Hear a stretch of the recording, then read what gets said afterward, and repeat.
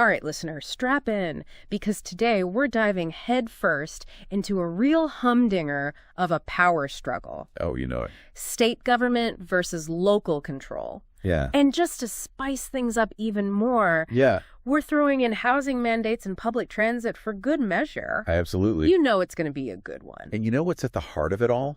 Right? This whole idea of how power gets divvied up in a democracy. Checks and balances, baby. Checks and balances. The bedrock of how decisions get made and who gets to make them. And who gets to call the shots. Exactly. Yeah. So to really get our hands dirty with this, we're digging into a case fresh out of the Massachusetts Supreme Judicial Court. Ooh. Commonwealth versus Milton. I've heard of this one. Oh, yeah. It's a juicy one. It's a good one. It all boils down to this. All right. Can the state force a town to build more housing, even if the voters are like, nope, not having it? Yeah. And, you know, this all goes back to that MBTA Communities Act we talked about. Oh, this is all coming together. It's all connected. So that's the law designed to tackle the housing crisis, especially near public transportation. Right. That's the big one. Okay, so picture this. All right. Okay. You're in Milton. Okay. Cute little town, just south of Boston.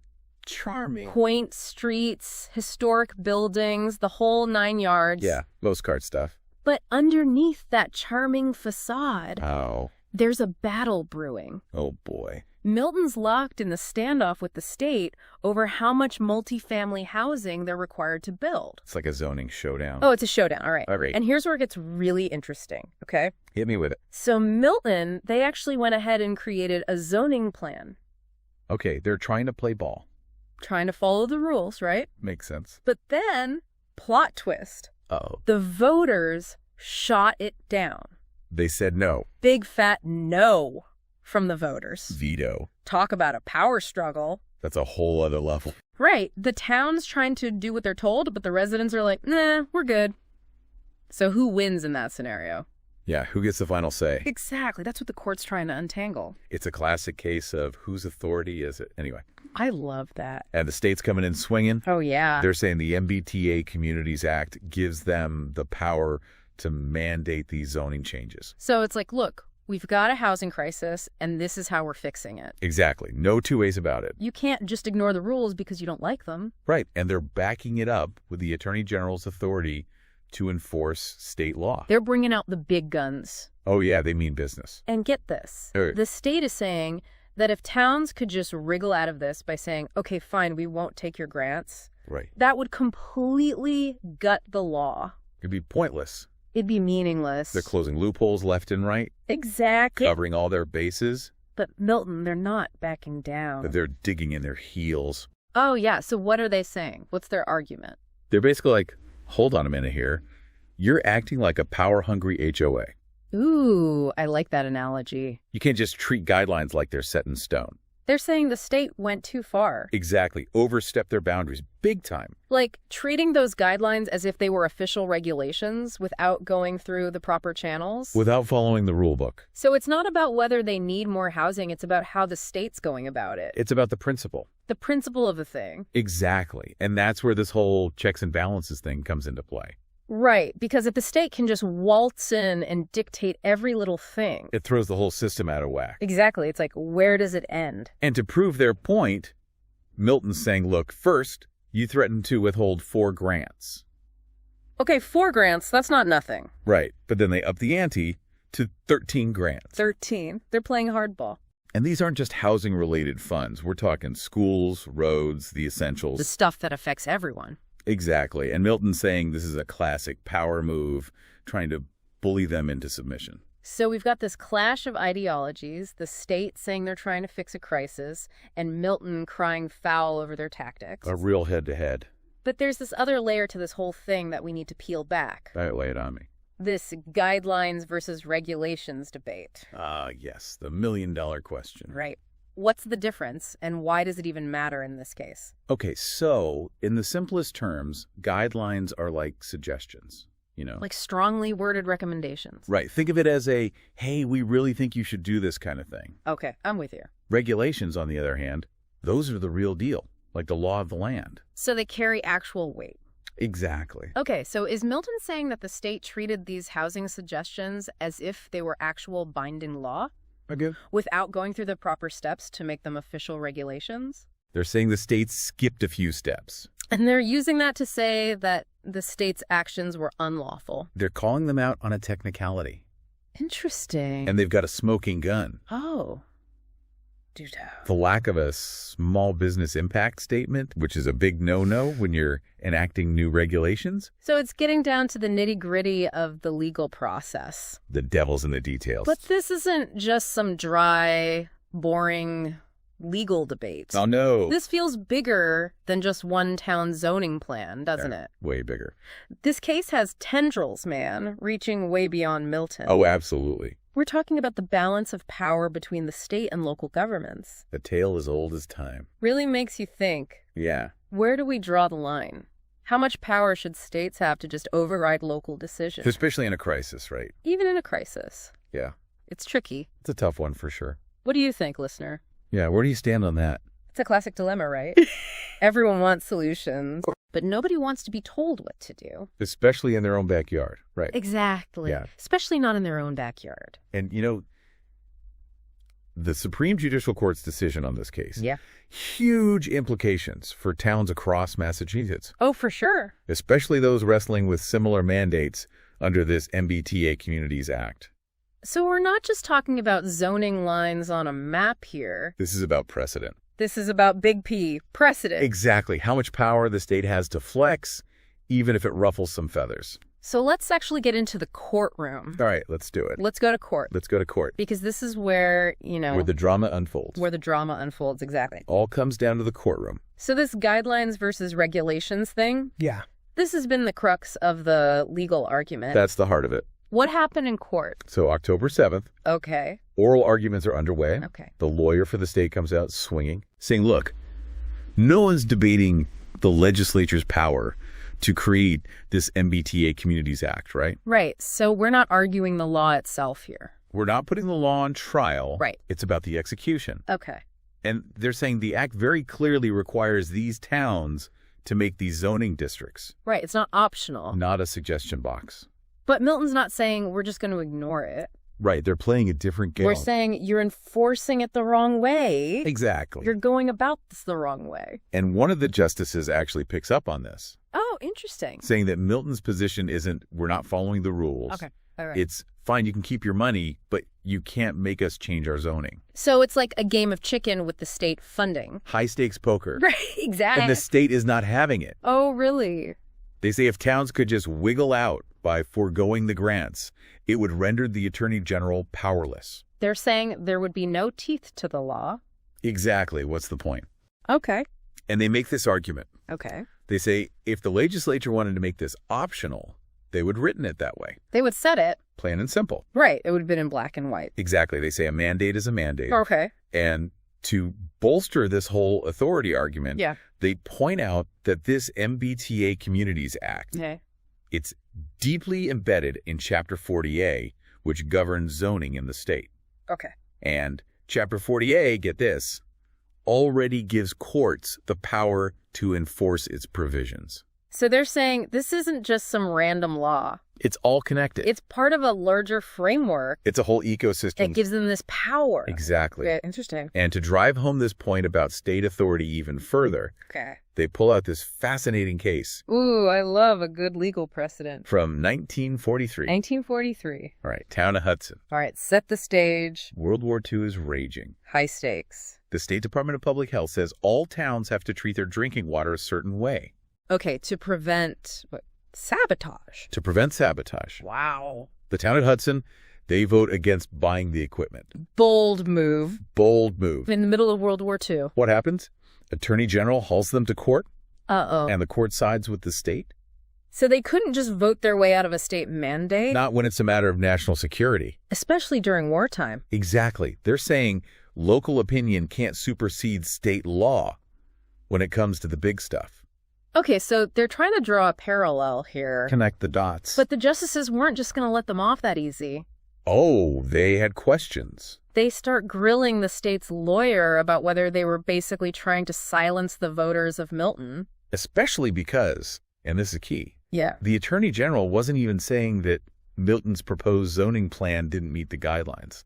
So it's like, if you're not even saying the plan itself is bad, what's the problem? Yeah, why are we even here? What are we doing here? Exactly. Good question. Good question. The state's like, well, the act requires towns to have zoning districts. It gives them flexibility in how they do it. Okay. But Milton had to put forward some kind of plan. Okay. And because they missed the deadline, they're in violation. So the deadline becomes a key factor here. Deadlines matter. But that deadline, wasn't that set by the guidelines? Ah, you're catching on. Not the law itself. That's where the plot thickens. Right. Because if the deadline's just from the guidelines, not the law itself, the justices were like, hold on a minute, where did this deadline come from if not the act? So it becomes a question of, can the state set a deadline in the guidelines? Right. And then treat it as if it were written in the law? Can you elevate guidelines to law? Exactly. That's the question. That's the million-dollar question. And one of the justices even wondered out loud. Oh, boy. If Milton even had the legal right to put this to a vote in the first place. Now we're questioning the vote itself. Right. Like, should they have even been voting on this? Did they have the authority? Exactly. It's a good point. Did that argument go anywhere? Not really, no. Okay. Another justice pointed out that Milton's town charter probably mandated that referendum anyway. So they had to vote on it. Exactly. It's in their own rules. Okay. And then it got a little spicy. Ooh, tell me more. One justice straight up asked the state's lawyer if they were saying that the referendum itself was meaningless. Ooh, brother. Shots fired. Right. Like, are you saying this whole vote was pointless? Exactly. Ouch. The state lawyer tried to backpedal a little bit, saying, no, the referendum's part of the process. Oh, but the implication was that the outcome, the no from Milton's voters, right, that was irrelevant. Wow, talk about trying to have it both ways. Trying to thread the needle. Right. Acknowledge the process, but downplay its significance. Exactly. It's a tough dance. Yeah, it's a tough one. Very delicate. But this gets me thinking. Okay. How much money are we even talking about here with these grants? That's the question. Like, is this a drop in the bucket for a town like Milton? Right. Or is this a big deal? Or is it a big deal? The justices wanted to know, too. Okay. Because if the money's not a big deal, it weakens the state's argument that these grants actually work to get compliance. Right. And here's the kicker. Okay. The state had to admit that the financial penalties, kind of a paper tiger. So not really a strong incentive. Not really. Okay. They even admitted that Milton hadn't gotten any money from one of the grant programs for over a decade. Wow, so they're already not getting the money. They tried to argue that the legislature put those consequences in there to make towns aware of the potential costs. Okay. Even if they weren't that substantial. So more like a scare tactic. Little bit of a bluff. Okay, interesting. Yeah. So if the financial penalties are more bark than bite, right, and the court's not sold on the guidelines equals law argument, yeah, what leverage does the state even have? They're running out of options. What's their play? Their final card was this. If the attorney general can't enforce this law, okay, there's no way to make sure towns address this housing crisis. It's a matter of principle. It's bigger than just this one town. They've got to be able to do this. They're saying it's for the greater good. Okay. Even if it ruffles some local feathers. For the greater good, I get it. Right. But this whole debate about whether they followed the rules. Ah, yes. The process. It's a process, right? Always comes back to the process. Did they follow the rules in establishing these guidelines? That seems to be the thing that everybody's hung up on. That's the sticking point. Yeah. And one of the justices, he really hammered this point home. Okay. Highlighting that the state itself admitted to not finishing a small business impact statement before they did the guidelines. They didn't do the paperwork. They skipped a step. Come on, guys. Right. That's a big no-no. Big red flag. Yeah. And Milton jumped all over that. Okay. Saying, look, if you don't follow the rules for making the rules, then the rules are invalid. It makes sense to me. It's logical. It's logical. Right. Okay, so they didn't do that, but it gets worse. Right. It gets juicier. Oh, okay. So Milton, they pile on. Yeah. And another thing. Okay. Apparently, the state didn't file the guidelines with the Secretary of State. Okay. So another procedural misstep. Didn't publish them in the official register. They didn't do that either. 2 strikes. 2 strikes. Major procedural violation. Come on, guys. Get it together. Right. Did they at least try to say, oh, it was just an honest mistake? They tried to downplay it. Okay. They said, look, we didn't follow every single letter of the Administrative Procedure Act. We didn't follow the letter of the law. Or the APA, as it's known in legal circles. The APA. Okay. But they claim their actions were Harmless. Harmless. Harmless error. They messed up the paperwork. No harm, no foul. No harm, no foul. That was their argument. Okay. They emphasized they went above and beyond to spread the word about the guidelines. Even got feedback from towns. Okay. They pointed out that Milton actually participated in that. Okay. And they incorporated that feedback. So, hey, you were at the table? You were in the room where it happened. Don't complain now. Exactly. You can't cry foul now. Okay. But Milton's like, that's not the point. That's not how this works. The whole point of the procedure is fairness and transparency. You can't just retroactively say it was fair. Right. Just because, we were there. Exactly. Right. The rules are the rules. The rules are the rules. And this is what makes it so interesting, right? Yes. Can't a community say no to the state? Yeah. Even for something as important as housing. Okay. If they feel like the process wasn't right. If the process was flawed. It's like a legal David and Goliath. I love it. But instead of slingshots, we've got legal briefs. Legal briefs. Exactly. I like that. Fighting it out in court. So we've got David versus Goliath. Yeah. But even David, he had some stumbles along the way. He wasn't perfect. Nobody's perfect. So Milton, they got hit with some tough questions too, right? Oh, absolutely. It wasn't all smooth sailing for them. The justices weren't going easy on them. What were some of the challenges that Milton faced in court? So Milton's saying, hey, we get to cry foul because you didn't do it by the book. But they're playing hardball too, right? Like flat out refusing to even propose a zoning plan. Yeah, that's where things get a little dicey for them. Did the justices buy that strategy? Not entirely, no. Okay. The justices kept coming back to the fact that Milton hadn't even tried to work within the system. Okay. Like one justice pointed out, if Milton had submitted a plan, even one that bent the rules a little, okay, they'd have a stronger case. Right. They could point to specifics. Exactly, but by just shutting it down completely, yeah, they might have shot themselves in the foot. It's like they boycotted the game and then complained about the score. Exactly. Bold move. High risk, high reward. Okay, so high risk, high reward. But Milton's argument was that they were fighting on principle. Okay. They truly believed these guidelines were unlawful. Okay. That the state had overreached. Okay. So they were willing to take that gamble. Okay, so they were playing the long game. The long game, exactly. But this whole guidelines versus regulations thing, that seemed to be where the justices were really, grappling, right? Yeah, that was a big one. How much weight do those guidelines actually carry? Right. It's a question of, where does the line blur? Exactly. Did they find any cases where guidelines have been treated as, ironclad law? Yeah, right, because that would change everything. It would set a dangerous precedent. So did the state have any examples on their side? They did. They argued that the legislature can give guidelines more teeth when they need to. Okay. They pointed to things like the rules for sex offender registries. Okay. Which are often set by guidelines that carry some serious consequences. Right, so it's hey, we do it here, right? Exactly. Why not here? Okay. But Milton countered with a key detail. Those sex offender guidelines,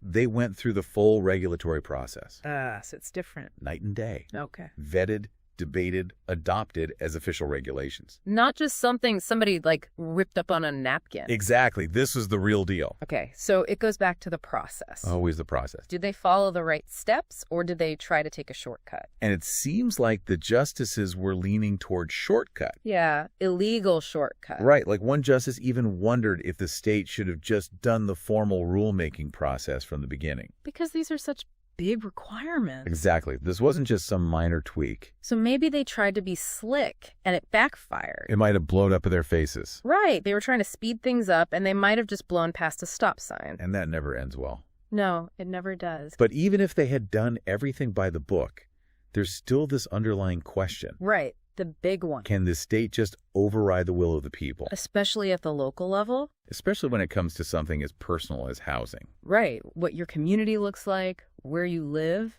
That's a tough one. It's a tough one for sure. You've got the state trying to solve a crisis. Okay. Saying they need to be able to step in when local action isn't enough. Okay. But then you've got towns like Milton saying, hold up, we deserve a say in this. This is our backyard. Exactly. Don't tread on us. Right. And this is a debate that's happening everywhere, right? Oh, yeah. Not just Milton. All over the country. Zoning, environment, you name it. It's state versus local. Power struggles. And the courts get to sort it out. They're the referees. And the decisions they make affect all of us. Oh, yeah, big time. It's about who has the power. Who gets a seat at the table. And how our democracy actually functions. It's about the future. It really is. So we've got to ask ourselves. The big questions. What do we think? What's the right balance? Where do we draw the line? Because this is just the beginning. It's only going to get more complicated from here. So buckle up, listener. It's going to be a bumpy ride. But hey, that's democracy for you. That's what makes it interesting, right? Keeps things spicy. That's all the time we have for today. Until next time. We'll see you on the next Deep Dive.